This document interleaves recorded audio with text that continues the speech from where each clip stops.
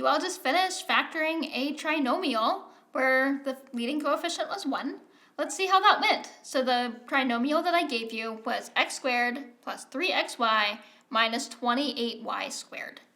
So we are doing guess and check factoring, where I know the first term times the first term should multiply to give me x squared. So really the best and only option there is x times x. Then my last term should multiply to give me a negative 28y squared. Well, with it being negative, I can tell you my signs are going to have one positive and one negative. It's just a matter of which. So let's give this one a try.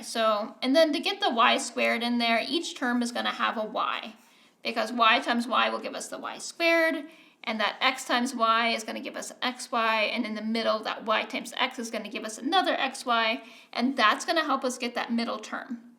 Now let's look at the 28. So 28 has a few options. We could do 28 times 1. We could do 14 times 2. We could do 7 times 4.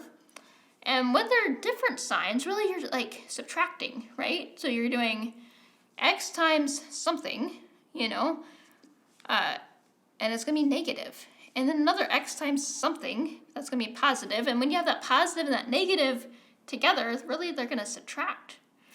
So 28 minus 1 is 27, that's not going to work. 14 minus 2 is 12, that's not going to work. 7 minus 4, that's 3. Whew.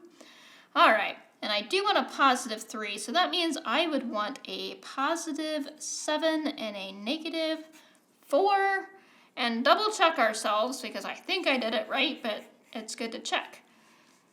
The outside product, x times negative 4y, would be negative 4xy. The inside product, 7y times x, would be 7xy. And negative 4xy plus 7xy, that's 3xy. Whew, we got exactly what we needed and what we were looking for. So there's our answer.